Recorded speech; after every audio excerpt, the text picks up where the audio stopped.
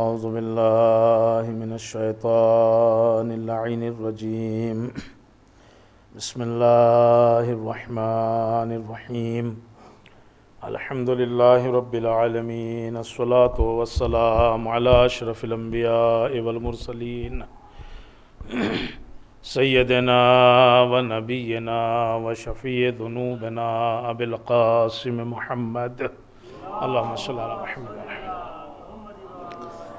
وعلى آله الطيبين الطاهرين المعصومين المظلومين المنتخبين المنتجبين ولعنة الله على أعدائهم أجمعين أما بعد فقد قال الإمام الجواد عليه الصلاة والسلام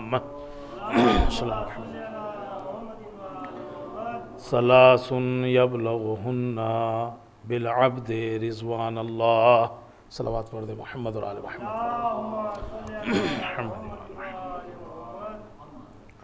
شب شہادت امام جواد علیہ الصلاۃ والسلام اللہم صلی علی محمد و آل محمد۔ آپ سب کو تسلیت پیش کرتا ہوں اور ہم سب تسلیت پیش کرتے ہیں امام زمانہ عجل اللہ تعالی فرجہ الشریف کی خدمت میں۔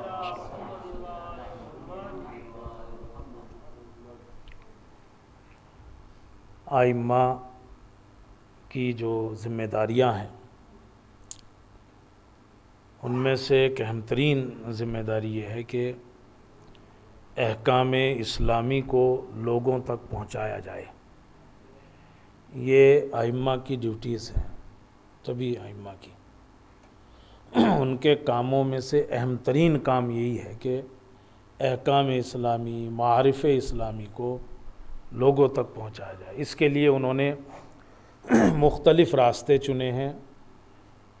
ان میں سے ایک راستہ اور ایک طریقہ جو ہے وہ درس و تدریس ہے۔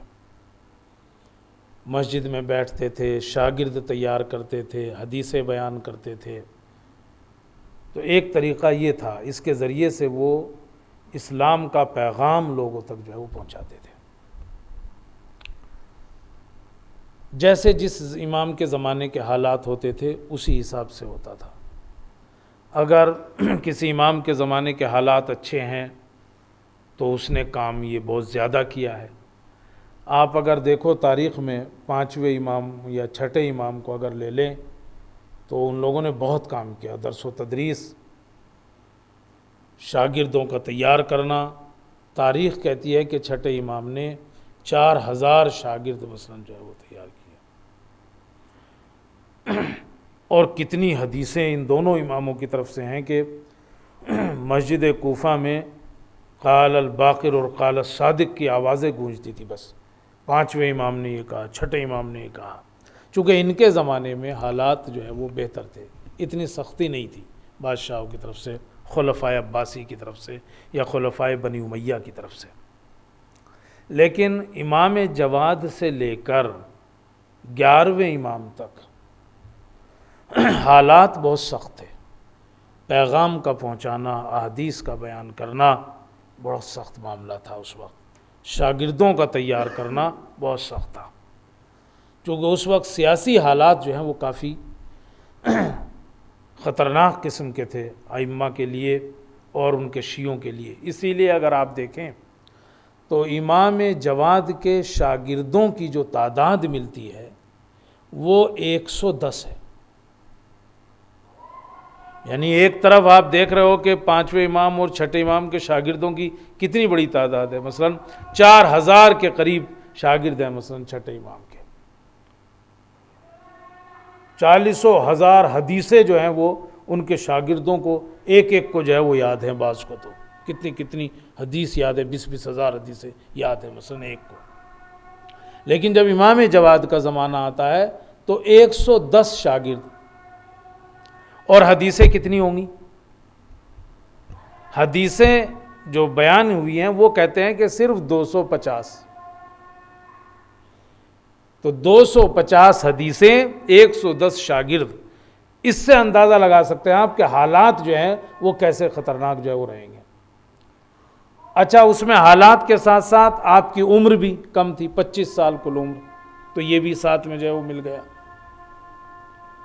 لیکن مسئلہ یہ ہے کہ یقیناً احادیث کم ہیں، لیکن جب امام کی کسی بھی امام کی یا امام جواد کی جب آپ حدیثوں پہ ذرا غور کرو گے اور دیکھو گے تو خود ایک حدیث ایک جملہ بھی پورا مکتب ہے، پورا مذہب ہے، پورا معارف اسلامی اس کے اندر جو ہے وہ بیان ہو جاتے ہیں۔ جو بھی موضوع اس کے اندر بیان کیا جاتا ہے وہ اہم ترین بات جو ہے وہ اپنی لوگوں تک جو ہے وہ پہنچاتے ہیں۔ ہم کبھی کبھی یہ کرتے ہیں کہ امام کی شہادت کے موقع پر ان کی کسی حدیث کا جو ہے وہ سہارا لیتے ہیں۔ آج بھی ہم نے امام جواد کی ان 250 حدیثوں میں سے ایک حدیث کو آپ کی خدمت میں پیش کیا ہے۔ اخلاقی حدیث ہے، امام ارشاد فرماتے ہیں ثلاث یبلغن بالعبد رضوان اللہ، 3 چیزیں ایسی ہیں کہ جو انسان کو اس منزل پر پہنچاتی ہیں کہ اللہ اس سے راضی ہو جائے۔ 3 صفتیں اگر اس کے اندر ہیں تو پروردگار عالم کی مرضی، اس کی خوشنودی اسے جو ہے وہ حاصل ہوتی ہے۔ یہ امام فرماتے ہیں پہلی چیز اس میں جس کی طرف آپ نے اشارہ کیا ہے وہ ہے کثرت الاستغفار، زیادہ سے زیادہ استغفار کرنا۔ اہم ترین چیز انسان کی زندگی میں جس سے اللہ خوش ہوگا، اللہ کی مرضی جس کے ذریعے سے حاصل ہو سکتی ہے، وہ پہلی چیز کیا ہے؟ کثرت الاستغفار، زیادہ سے زیادہ استغفار کرنا۔ انسان کی زندگی میں استغفار کی بڑی اہمیت ہے، انسان کی زندگی میں، چونکہ یہ انسان کہیں نہ کہیں چاہے عمدن جان بوجھ کر اور چاہے سہون بھولے سے گناہ تو کرتا ہی ہے، عمدن کرے یا سہون کرے، بھولے سے کرے، مگر گناہ ہر انسان کی زندگی میں۔ اور اگر گناہ ہو گیا تو پھر اس کے لیے ضروری ہے کہ آدمی کیا کرے؟ استغفار کرے، تاکہ اللہ کی آمرزش، اللہ کی بخشش، اس کی رحمت جو ہے وہ شامل حال ہو سکے۔ ورنہ اگر گناہ کے بعد آدمی نے استغفار نہیں کیا، توبہ نہیں کی، تو پھر وہ چیز نہیں مل سکتی۔ اور خود اللہ نے کہا ہے اس بات کو کہ بھائی گناہ اگر ہو گیا ہے تو توبہ کرو، استغفار کرو۔ والذین اذا فعلوا فاحشۃ او یظلموا انفسہم،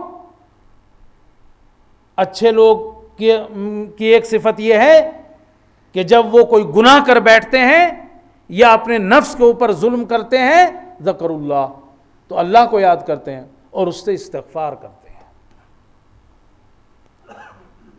تو اللہ نے خود بھی کہا ہے، یا دوسری آیت وَمَن يَعْمَلْ سُوءًا، اگر کوئی برا عمل کر لے یا اپنے نفس کے اوپر ظلم کر لے تو وہ اللہ سے توبہ کرے، یجد اللہ غفورا، تو وہ اللہ کو غفور الرحیم پائے گا۔ تو ہر انسان کی زندگی میں عمدن یا سہون گناہ ہے، اور جب گناہ ہے تو اس کا علاج جو ہے وہ استغفار ہے، کثرت استغفار جو ہونا چاہیے، چونکہ شیطان تو اس کو پیچھا چھوڑنے والا نہیں ہے۔ اللہ نے تو اسی وقت سے اس کو آزاد چھوڑ دیا تھا اور مہلت دے دیا قیامت تک۔ جناب آدم کو پریشانی ہوئی اس بات سے نا، تبھی تو کہا یا اللہ شیطان کو تو نے ہمارے اوپر مسلط کر دیا، اس کو مہلت دے دی، اس کا ہاتھ کھول دیا، اور وہ ہماری رگوں میں ایسے ہی دوڑ رہا ہے جیسے انسان کے رگوں میں خون دوڑتا ہے۔ یعنی اس حد تک انسان کے بدن میں شیطان جو ہے وہ گھسا ہوا ہے، جس طرح سے خون جو ہے وہ دوڑتا ہے۔ تو ہم کیسے اس سے پار بسائیں گے؟ جناب آدم نے کہا اللہ سے، تو اللہ نے کہا ٹھیک ہے، اگر ہم نے شیطان کو مہلت دی ہے تو تمہیں بھی تو ایک امتیاز دیا ہے ہم نے۔ کہا وہ کیا ہے؟ کہا دیکھو اگر تم یا تمہارا کوئی بندہ، یعنی تمہاری اولاد میں سے کوئی شخص جو ہے وہ کوئی اچھے عمل کی صرف نیت کرتا ہے کہ مجھے یہ کام کرنا ہے، صرف نیت کر لے اچھے عمل کی، تو کہا ہم اس کے نامہ اعمال میں اسے لکھ دیتے ہیں۔ بھئی اگر ہم نے شیطان کو رکھا ہے تو یہ بھی تو رکھ دیا، صرف نیت کرے ہم لکھ دیتے ہیں نامہ اعمال میں، اور اگر اس عمل کو انجام دے دے تو ہم 10 گنا نیکی لکھ دیتے ہیں۔ عمل ایک ہے مگر 10 گنا اس کو جو ہے وہ اجر دیں گے، 10 گنا اس کو جو ہے وہ جزا دیتے ہیں۔ اچھا، اور اگر کوئی برے کام کی نیت کرتا ہے تو کہا ہم اس کے نامہ اعمال میں لکھتے نہیں ہیں نا، میں یہ برا کام کرنے جا رہا ہوں مثلا یا کروں گا، تو کام لکھتے نہیں ہیں، اور اگر کرتا بھی ہے تو صرف ایک لکھتے ہیں۔ تو آدم پریشان کیوں ہو؟ اگر گناہ ہوا ہے تو ایک لکھتے ہیں۔ جناب آدم نے کہا نہیں مجھے کچھ اور چاہیے، اور بھی کچھ ہو۔ تو کہا کہ اچھا پھر ٹھیک ہے، ہم نے اس کے لیے توبہ بھی رکھ دی ہے کہ اگر اس سے گناہ ہو گیا ہے اور ہم نے لکھ بھی دیا ہے تو توبہ کر لے، ہم معاف کر دیں گے۔ کہا نہیں مجھے اور بھی کچھ چاہیے۔ تو ہرس تو ہمیں جناب آدم نے سکھائی ہے۔ کہا مجھے کچھ اور بھی چاہیے۔ تو کہا اچھا اگر وہ مرنے سے کچھ دن پہلے بھی توبہ کر لیتا ہے، کچھ وقت پہلے بھی توبہ کر لیتا ہے، تو میں اس کے گناہوں کو جو ہے وہ معاف کر دوں گا۔ تو اگر اللہ نے شیطان کو رکھا ہے تو اس کے ساتھ یہ امتیاز آدم اور بنی آدم کو دیے ہیں، اولاد آدم کو دیے ہیں۔ رسول اکرم نے اور اس کی وضاحت میں ارشاد فرمایا ہے، ایک جگہ ایک روایت میں ہے کہ اگر کوئی مومن نیک عمل کی نیت کرتا ہے اللہ لکھ دیتا ہے، عمل کو انجام دیتا ہے 10 گنا دے دیتا ہے، برے عمل کی نیت کرتا ہے نہیں لکھتا ہے، اگر کرتا ہے تو پھر بھی کرنے کے بعد 7 گھنٹے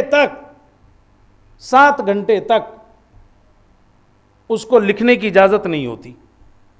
داہنے ہاتھ پہ جو فرشتہ بیٹھا ہے نا، یہ بائیں والے سے کہتا ہے ابھی ٹھہرو، ابھی 7 گھنٹے رکو، ابھی اس نے جو گناہ کیا ہے تمہیں لکھنا نہیں ہے، 7 گھنٹے رکو۔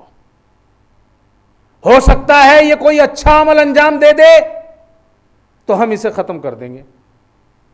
ان الحسنات یذہبن السیئات، بعض نیکی ایسی ہوتی ہیں جو گناہوں کو دور کر دیتی ہیں، ختم کر دیتی ہیں۔ تو یا تو اچھا عمل کر لے گا کوئی تو ہم ختم کر دیں گے اس کو، یا توبہ کر لے تب ہم اسے معاف کر دیں گے۔ اور اگر 7 گھنٹے کے درمیان جو اللہ نے مہلت دی ہے اس نے کوئی عمل انجام نہیں دیا، نہ اچھا عمل انجام دیا، نہ استغفار کیا، تو پھر یہ کہتا ہے لکھو اب تو یہ شقی جو ہے وہ اللہ کی رحمت سے محروم ہو گیا ہے، اب تم لکھو۔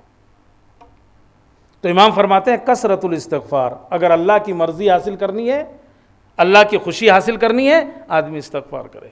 گناہ عمدن یا سہون انسان کی زندگی میں ہوتے ہیں، انسان کو اللہ کی اس رحمت سے جس کا نام استغفار ہے، جس کا نام توبہ ہے، اس سے جو ہے وہ فائدہ اٹھانا چاہیے۔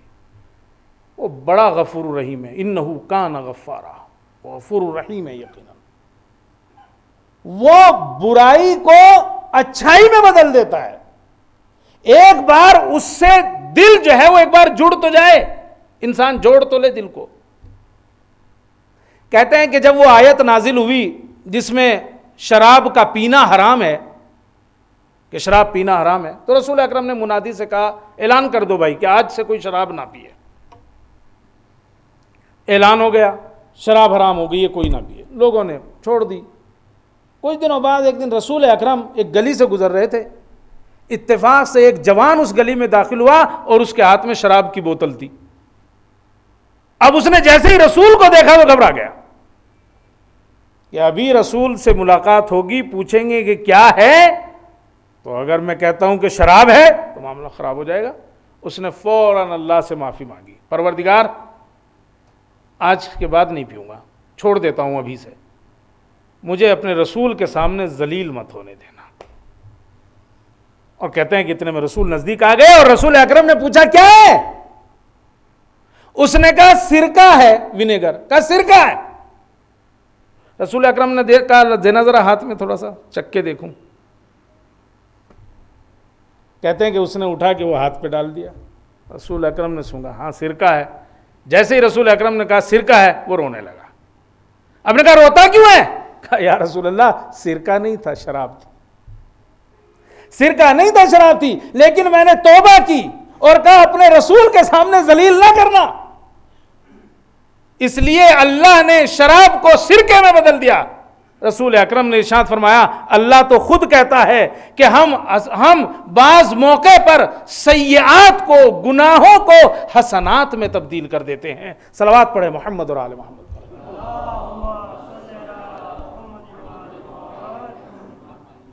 تو کثرت الاستغفار، آدمی استغفار کرے۔ اچھا، یہ استغفار کا معنوی فائدہ ہے کہ آدمی کو اللہ کی رحمت، اللہ کی آمرزش، اس کی بخشش اس کے نصیب جو ہے ہو جاتی ہے۔ لیکن اسی سے وہ نتیجہ بھی نکل آتا ہے، مادی اور مادی برکات بھی استغفار سے حاصل ہوتی ہیں، رزق و روزی میں اضافہ ہونا، یہ ساری چیزیں بھی۔ چونکہ بعض مشکلات جو انسان کو آتی ہے نا، وہ اس کے گناہوں کا نتیجہ ہے، اور اگر آدمی استغفار کر کے پروردگار عالم کی رحمت کو حاصل کر لیتا ہے تو پھر وہ مشکلات بھی کم ہو جاتی ہیں۔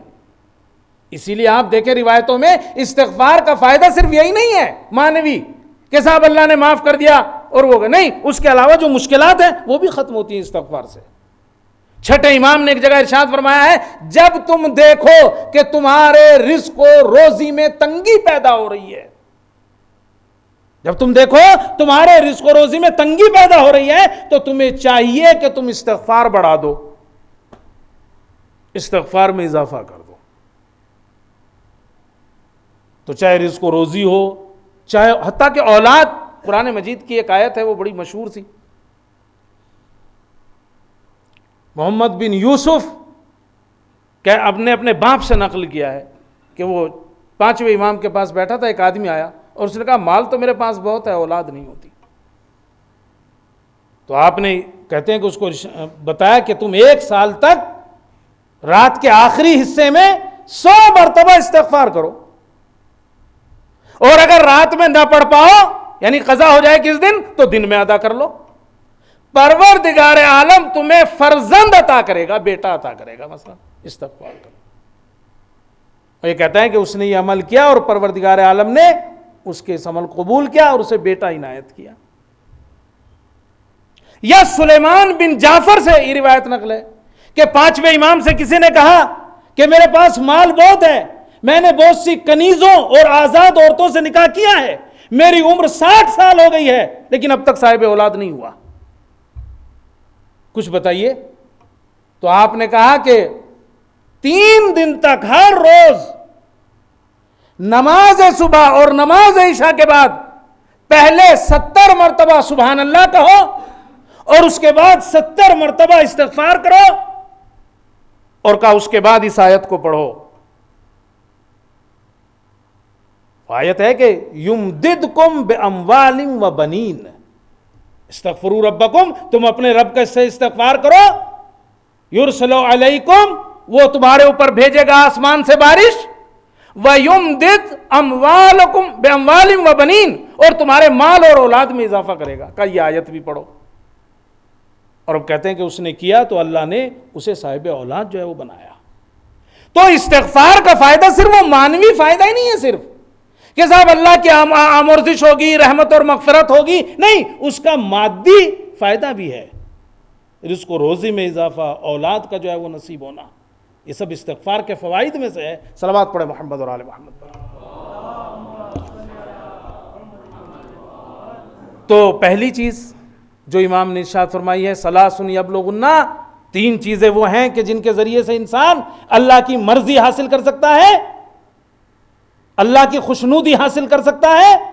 کثرت الاستغفار، آدمی استغفار بڑھا دے اپنا، استغفر اللہ ربی واتوب الیہ، استغفر اللہ واتوب الیہ، استغفر اللہ الذی لا الہ الا هو الحی القیوم، یہ جتنے بھی اس طرح کے جملے ہیں ان میں جو ہے وہ اضافہ کر دیا۔ دوسری چیز خفض الجانب،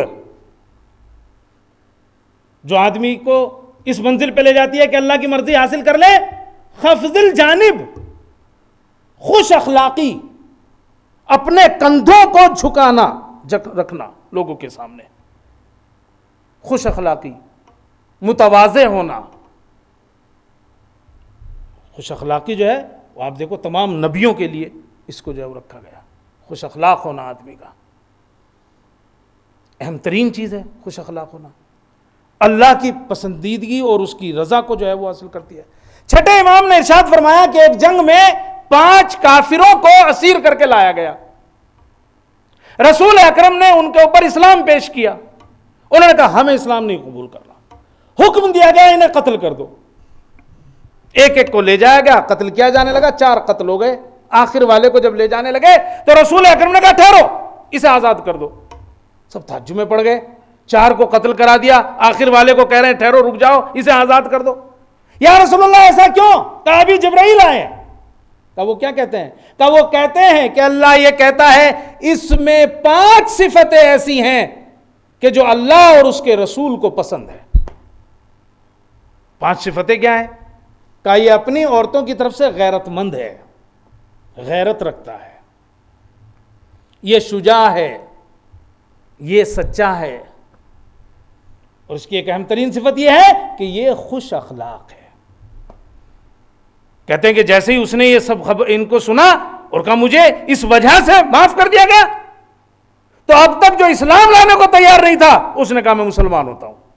اور صرف مسلمان ہی نہیں ہوا، رسول اکرم جب اگلی مرتبہ جنگ پہ گئے تو یہ شریک ہوا جنگ میں، اور صرف شریک ہی نہیں ہوا بلکہ شہید ہوا۔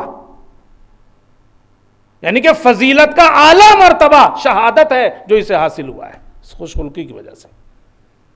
تو دوسری چیز جو اس سے اللہ کی رضا حاصل ہو سکتی ہے وہ خوش خلقی ہے، آدمی خوش اخلاق ہے، اس کا چہرہ حشاش بشاش جو ہے وہ لگے۔ آپ کی ایک ملاقات اثر انداز ہو سکتی ہے، ایک ملاقات اثر انداز ہو سکتی ہے، آپ کے اخلاق کی ہلکی سی جھلک سامنے والے کو ہمیشہ کے لیے آپ کا غلام بنا سکتی ہے۔ شیخ امانی بزرگ عالم دین تھے، وہ یہ کہتے ہیں کہ ایک مرتبہ میں ایک ٹیکسی میں بیٹھا ہوا تھا، ڈرائیور نے ریڈیو چلایا تو اچانک اس پہ خبر آئی کہ آقا جواد تہرانی کا جو ہے وہ انتقال ہو گیا، مرجع وقت ہے ان کا انتقال ہو گیا۔ کہا جیسے ہی یہ خبر ڈرائیور نے سنی گاڑی روک دی، سر پہ ہاتھ مارا زور سے۔ مجھے بڑا تعجب ہوا، میں کہتے ہیں کہ میں تو خود عالم تھا، مجھے اتنا اثر نہیں ہوا جتنا اسے ہوا۔ سر پہ ہاتھ مارا، گاڑی روک دی اور رونے لگا۔ تو میں نے اس سے پوچھا تمہارے رشتہ دار ہیں میں سے ہیں؟ کہا نہیں۔ کہا تو پڑوسی ہیں؟ کہا نہیں پڑوسی بھی نہیں۔ کہا تو پھر؟ تعجب کی بات ہے، یعنی مجھے اتنا اثر نہیں ہوا، اسے کیا ہو گیا؟ اور وہ بھی ڈرائیور کہ صاحب جو ہے وہ ایک دم سے گاڑی روک لے، سر پیٹنے لگے اور صاحب جو ہے وہ رونے لگے۔ تو اس نے کہا کہ بس ایک ملاقات ہوئی۔ کہا وہ کیسی تھی؟ کہا ایک مرتبہ میں ایک سائیکل لے کے ان کی گلی سے نکل رہا تھا، اچانک موڑ آیا، میں متوجہ نہیں تھا، سامنے سے وہ آگے اور سائیکل ٹکرا گئی، اور میں بھی گرا وہ بھی گرے۔ کہا لیکن وہ جو گرے تو ان کا امامہ جو ہے وہ دور تک لڑکتا ہوا چلا گیا۔ کہا لیکن وہ امامے کے پیچھے نہیں گئے، مرجع وقت ہے، کہا امامے کے پیچھے نہیں گئے۔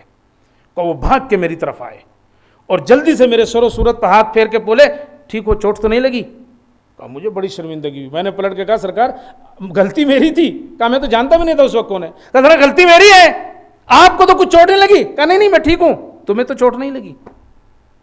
کہا بعد میں مجھے جا کے پتہ لگا یہ تو مرجع وقت مرزا جواد تہرانی تھے۔ ایک ہلکی سی آدمی کا جو خوش اخلاقی ہے نا، اس کے چہرے کی جو حشاشت اور بشاشت ہے نا، بہت کام کرتی ہے۔ آپ تو دیکھتے ہو کاروبار میں کہتے ہیں کہ آدمی نے، بس میں تو بہت نہیں پڑھنا ہے، 2 بیٹیوں کی شادی ایک ساتھ کی۔ کچھ دنوں کے بعد اس نے سوچا کہ دیکھ کے آتا ہوں بیٹیاں کیسی زندگی گزار رہی ہیں۔ ماں باپ کے لیے خود ایک بڑی بات ہوتی ہے کہ جائیں دیکھیں ان کی بیٹی جہاں انہوں نے شادی کی ہے کیسی زندگی گزار رہی ہے، کس طرح کی۔ تو ایک پہلے جس بیٹی کے یہاں گیا اس کا شوہر سرکہ بیچتا تھا، وہی وینیگر، وہی سرکے کا کاروبار تھا۔ پہلے تو بہت ہوتا تھا سرکے کا کاروبار، پیاز میں سرکہ ڈال کے اس کو رکھ دیتے تھے، سرکے کو سڑایا جاتا تھا، اس کو گنے کا جو رس ہوتا ہے نا اس کو سڑایا جاتا تھا، اس میں کیڑے پڑ جاتے تھے، پھر جا کے کہیں وہ سرکہ جو ہے بنتا تھا، پھر اسے چھانا جاتا تھا، پھر وہ رکھا رہتا تھا، جتنا پرانا ہوتا جاتا تھا اتنا ہی اچھا جو ہے وہ ہوتا چلا جاتا تھا۔ اب یہ تو میری عمر کے لوگ جانتے ہیں، آپ لوگ کو نہیں پتا ہوگا، کیونکہ مجھ جیسے ہی لوگ سمجھ سکتے ہیں، یہ پرانی باتیں آپ کی سمجھ میں نہیں آئیں گی۔ تو وہ سرکہ بیچتا تھا، وہاں جو گیا تو دیکھا کہ لڑکی تو بڑے آرام سے سکون سے بڑی عیش کی زندگی گزار رہی ہے،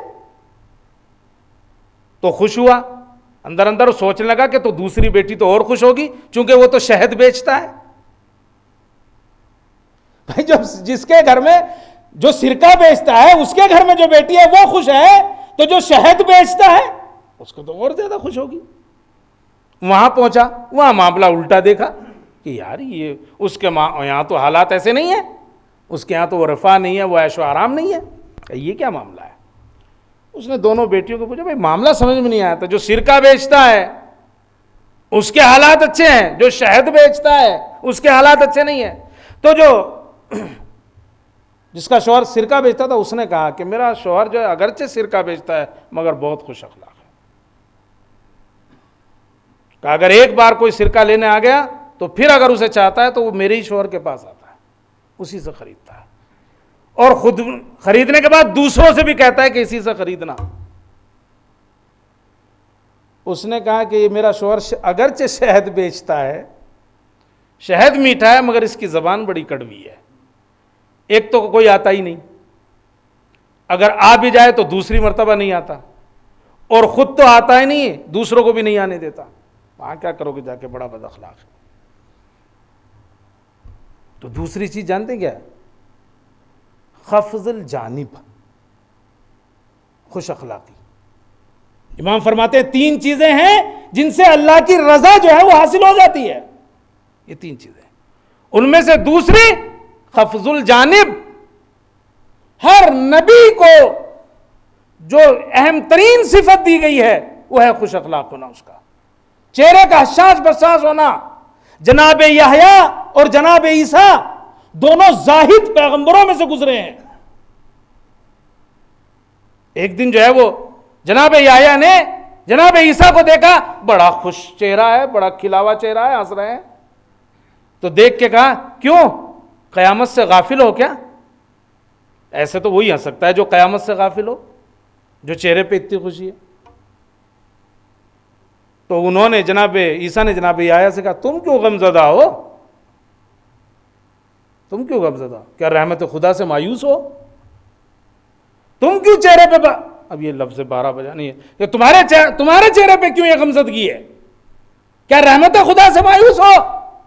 دونوں میں بحث ہونے لگی، کون اچھا ہے کون برا ہے، اللہ پہ چھوڑ دیا۔ آواز آئی میرے نبیوں تم دونوں میں سے سب سے زیادہ پسندیدہ وہ ہے جس کے چہرے پہ حشاش و بشاشیت ہے، جو میری رحمت کے اوپر امید کرتا ہے، جو مجھ سے حسن ظن رکھتا ہے۔ صلوات پڑھ دے محمد اور آل محمد۔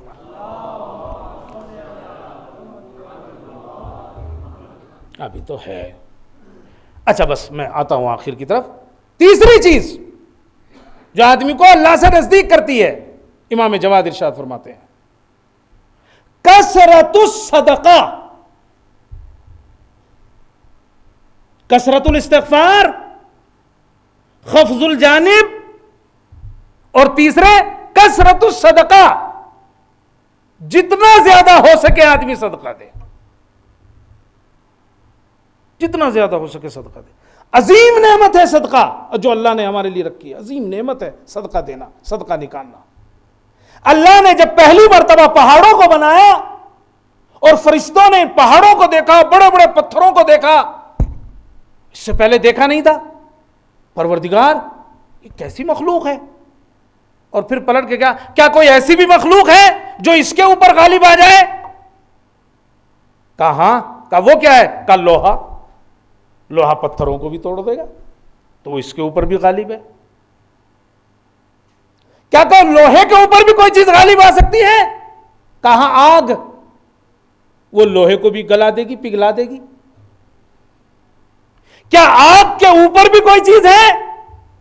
کہاں پانی، وہ آگ کو بھی بجھا دے گا۔ کہا پانی کے اوپر بھی کوئی چیز ہے؟ کہا ہوا، ایک کے اوپر ایک، ایک کے اوپر ایک۔ پلٹ کے پوچھا پروردگار کوئی ایسی چیز ہے جو ان سب کے اوپر غالب ہو؟ کہا وہ ہے صدقہ۔ اللہ اکبر، کہا وہ صدقہ ہے جو ان سب چیزوں کے اوپر غالب آ جائے گا۔ اور پھر کثرت الصدقہ اگر ہو، صدقہ میں صدقہ جو ہے وہ ڈائریکٹ اللہ کے ساتھ معاملہ ہے، اس کے ساتھ بزنس کرنا ہے، اس کے ساتھ معاملہ کرنا ہے، صدقہ، کثرت الصدقہ۔ چھٹا امام ایک سفر پر تھے، شاید ایک تجارت کا سفر تھا، جیسا کہ واقعے سے اندازہ ہوتا ہے. آپ کے ساتھ جو لوگ تھے ظاہر سی بات ہے اگر تجارت کا سفر تھا تو پیسے بھی ان کے پاس تھے, مال بھی تھا. ایک جگہ راستے میں پتا چلا کہ سامنے چور ہیں, اس راستے میں کہیں ڈاکو بیٹھے ہیں, وہ قافلے والوں کو لوٹ رہے ہیں. کسی نے خبر دی ہوگی کہ بھائی یہ معاملہ خراب ہے آگے چل کے. اب یہ پریشان ہو گئے, معاملہ پیسے ایسے ہیں ان کے پاس. آئے چھٹے امام کے پاس اور کہا ایسا کیجئے سرکار, یہ سارا پیسہ آپ رکھ لیجئے, ہو سکتا ہے آپ کی شرم میں آپ سے نہ چھینے, آپ سے نہ لے. بھئی آپ ہی امام ہو سکتا ہے آپ سے نہ آئے, اب شرم کرے آپ کی. امام نے کہا اور یہ بھی تو ہو سکتا ہے کہ وہ صرف میرے ہی لیے آ رہے ہوں, تمہیں کچھ نہ کہیں اور میرے ہی سے سب کچھ لے جائیں. بھائی کوئی ایسا دشمن ہے کہ جو میرے ہی سے دشمنی کر رہا ہے اور مجھے تو یہ تو سارا ایک ساتھ جائے وہ چلا جائے گا, تو پھر کیا کریں. کسی نے کہا کہ اچھا دفن کر دیا جائے. امام نے کہا نہیں, ہو سکتا ہے یہ جگہ پھر نہ ملے, بھول گئے کہاں دفن ہوا تھا. ہو سکتا ہے کسی اور کو مل جائے, وہ نکال لے جائے. ہو سکتا ہے مال جو ہے وہ تباہ ہو جائے. کوئی راستہ سمجھ میں نہیں آ رہا.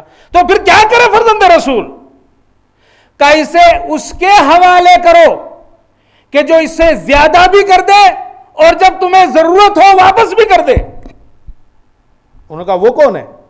کہا خدا. اس کے حوالے کرو, وہ جب واپس کرے گا زیادہ کر کے واپس کرے گا, ضرورت کے وقت واپس کرے گا. کہا خدا کے حوالے کیسے کریں؟ کہا فقیروں کو دے دو. فقیر یہاں کہاں سے لائیں؟ بس اب آپ دیکھیے یہاں فقیر کہاں سے لائیں. تو آپ نے کہا کہ ٹھیک ہے یہاں فقیر نہیں ہے, مگر نیت کرو کہ اپنے مال کا 1/3 فقیروں کو دو گے. یعنی ابھی نیت کر لو, جب فقیر ملیں گے دے دینا, اللہ تمہارے مال کا ضامن ہو جائے گا. انہوں نے کہا ٹھیک ہے, نیت کر لی, ہم اپنے مال کا 1/3 جو ہے وہ دے دیں گے. تھوڑا سا آگے بڑھے تو چور آتے ہوئے دکھائی دیے, گھبرا گئے سارے کے سارے.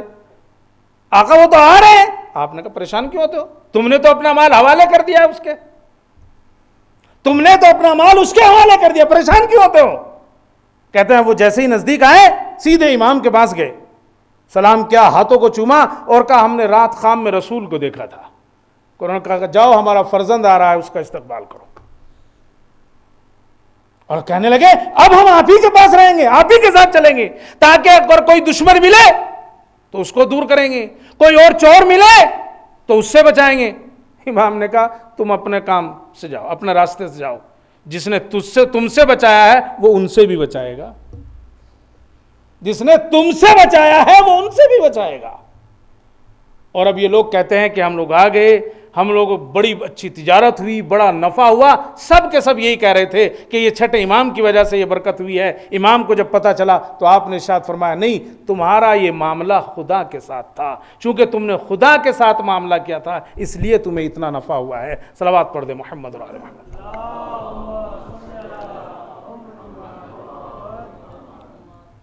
تو تیسری چیز, بس ختم کیا, تیسری چیز کثرت الصدقہ, صدقے کی عادت بنائیے اور کثرت صدقہ کی عادت بنائیے. صدقہ جو ہے وہ بیمہ ہے, انشورنس ہے. بس آخری بات کہہ رہا ہوں. چھٹے امام نے ارشاد فرمایا کہ ایک زمین تھی اور ایک دوسرا آدمی جو علم نجوم جانتا تھا, ستاروں کا علم. ایسے لوگ ہوتے ہیں نا وہ کہ اس ٹائم پہ نکلنا ہے, اس ٹائم پہ جانا ہے, اور اب فلاں ستارہ آیا ہوا ہے, اب صاد ہے اور اب نحاس ہے, یہ ساری چیزیں ان کے دماغوں میں چلتی رہتی ہیں. کہا میرا اور اس کے درمیان میں وہ زمین تقسیم ہونی تھی, ایک حصہ اسے ملنا تھا, ایک مجھے ملنا تھا. کہا وہ پورا حساب لگائے ہوئے تھا کہ ایسے ٹائم پہ زمین پہ حاضر ہو جو بہترین وقت ہو, اور امام کو ایسے وقت میں گھر سے نکالے جو برا وقت ہو. وہ پورا سسٹم تیار کیے ہوئے تھا. کہتے ہیں کہ وہ خود نکلا, امام نکلے, جب وقت پہ وہاں پہنچے, اب جو زمین تقسیم ہوئی تو اچھے والا حصہ امام کو ملا. اچھا اس نے یہ ساری تگڑم بازی اس لیے کی تھی کہ جب تقسیم ہو تو اچھے والا حصہ مجھے ملے, وہ امام کے حصے میں آیا.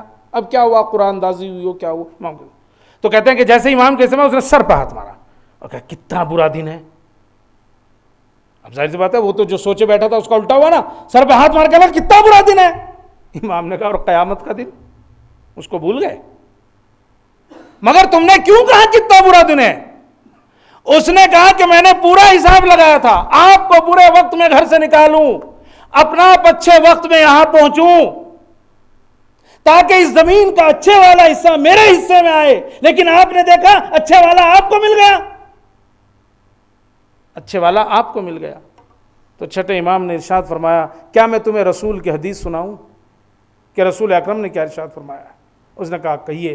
تو آپ نے ارشاد فرمایا کہ رسول اکرم نے ارشاد فرمایا ہے کہ اگر دن کی نحوست کو ختم کرنا چاہتے ہو تو اس کی شروعات میں صدقہ دے دو، اسی طرح اگر رات کی نحوست کو ختم کرنا چاہتے ہو تو اس کی شروعات میں صدقہ دے دو۔ اور آج جب میں گھر سے نکلا تھا تو میں صدقہ دے کے نکلا تھا۔ صلوات پڑھ دے محمد اور آل محمد۔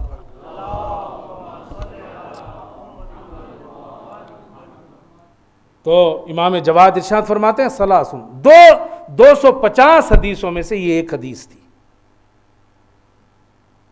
تو 250 بہت ہیں، اگر دیکھا جائے تو حدیثیں، یہ آپ یہ نہ سوچیں کہ ان کی ہزاروں کی تعداد میں تھی، ان کی تو 250 ہے۔ 250 میں سے ایک یہ، اور اس پہ میں نے یہ مختصر سا آپ کے سامنے بیان پیش کیا۔ 3 چیزیں وہ ہیں جو اللہ کی مرضی کو حاصل کرنے میں ہمارا ساتھ دے سکتی ہیں: کثرت الاستغفار، خفض الجانب، کثرت الصدقہ، زیادہ سے زیادہ صدقہ دینا۔ آج امام کی شہادت کی تاریخ ہے، بہت مظلوم امام، 25 سال کی عمر، اور حالات کیسے کیسے، اور شہادت جو ہوئی وہ زہر سے ہوئی، آپ جانتے ہیں۔ بس 2 منٹ دیجیے، شہادت زہر سے ہوئی۔ اب زہر کے لیے یہ ہے کہ کیسے دیا گیا، کس نے دیا، مختلف روایتیں، 3-4 روایتیں اس کے سلسلے میں۔ کچھ لوگ کہتے ہیں کہ معتصم نے دیا خود کھانے پہ، کچھ کہتے ہیں اپنے ایک فوجی کے ذریعے سے دلوایا کھانے میں، ایک کمانڈر کے ذریعے سے دلوایا، اور جب آپ کھانا کھا کے چلنے لگے تو اس نے کہا کہاں جاتے ہیں، ابھی ٹھہریے، تو آپ نے کہا میرا جانا ہی تمہارے حق میں بہتر ہے۔ اور ایک روایت کے مطابق آپ کی بیوی ام الفضل نے دیا، جو کہ مشہور روایت ہے۔ اچھا، یہ کہ کس ذریعے سے دیا اس میں بھی اختلاف ہے، کھانے میں دیا، انگور میں دیا، شربت کے اندر دیا، یہ سب اختلافی روایتیں ہیں، مگر بہرحال یہ تو طے ہے کہ زہر دیا گیا۔ اور مشہور روایت یہ ہے کہ ام الفضل کے ذریعے سے زہر دیا گیا۔ پتہ نہیں، ایک روایت کہیں پڑھی تھی، آج ڈھونڈی ملی نہیں، مگر کہتے ہیں کہ زہر کے بعد 30 گھنٹے تک امام جو ہے وہ پریشان رہے، 30 گھنٹے تک زہر کا اثر جو ہے کچھ ہوتا ہے۔ اور زہر جب اپنا اثر کرتا ہے تو آپ جانتے ہیں کہ زہر کا عالم کیا ہوتا ہے۔ اور پاس میں تو کوئی بھی نہیں ہے، بیٹا تو ہے ہی نہیں، امام ہادی جو تھے وہ اس وقت مدینے میں تھے، تو کس سے کہیں، اور زہر دینے والی تو خود بیوی تھی مثلا مشہور روایت کے مطابق۔ تو امام کی ایک مظلومیت تو یہ ہے کہ زہر بدن میں سرایت کر گیا ہے، کوئی نزدیک نہیں ہے آپ کے۔ امام رضا کا ایک شریک کار مدینہ میں، وہ کہتا ہے کہ میں نے دیکھا 10ویں امام نے ایک تختی منگوائی، اور کہا اس تختی کو دیکھنے لگے، اور وہ تو لے کے اندر گئے تو اندر سے رونے کی آواز آنے لگی۔ تو میں نزدیک گیا اور میں نے جا کے کہا کہ سرکار آپ نے اس تختی کو دیکھ کے رویا کیوں ہے، آپ رو کیوں رہے ہیں؟ تو آپ نے کہا کہ ہم یتیم ہو گئے، ہم یتیم ہو گئے، ہمارے بابا کو زہر دیا گیا۔ اللہ اکبر۔ کہتے ہیں کہ امام ہادی اعجاز کے ذریعے سے، معجزے کے ذریعے سے امام جو ہے وہ بغداد پہنچے ہیں۔ عزیزو، امام آئے اور امام کے سامنے دم توڑا، اور آپ نے آپ کو غسل و کفن دیا۔ یقیناً زہر سے موت ہوئی ہے، کوئی آپ کے پاس بھی نہیں تھا، بیٹا نہیں ہے، بیوی اس لائق نہیں کہ اس سے کہا جائے، مگر بہرحال اتنا تو سکون ہو جاتا ہے کہ امام آخر میں پہنچے ہیں بے اجاز، آپ کو غسل بھی دیا گیا ہے، آپ کو کفن بھی دیا گیا ہے۔ اللہ اللہ، جب یہ جملے پڑھے جاتے ہیں تو کربلا یاد آتی ہے کہ ایک ایسا شہید بھی ہے جسے نہ غسل دیا گیا ہے نہ کفن دیا گیا ہے۔ ایک جملہ امام ہادی سے کہوں گا، آقا آپ اپنے باپ کے جنازے پر حاضر ہو گئے تھے، ارے کسی نے آپ کو تماچے نہیں لگائے، کسی نے زنجیریں نہیں پہنائی۔ اللہ اللہ، سید سجاد جوان بیٹا ہے لیکن اپنے باپ کو نہ غسل دے سکا نہ کفن دے سکا، ہاتھوں میں زنجیریں، پاؤں میں بیڑیاں پہنا۔ انا للہ و انا الیہ راجعون رضا بقضائہ و تسلیما لامرہ ماتم حسین.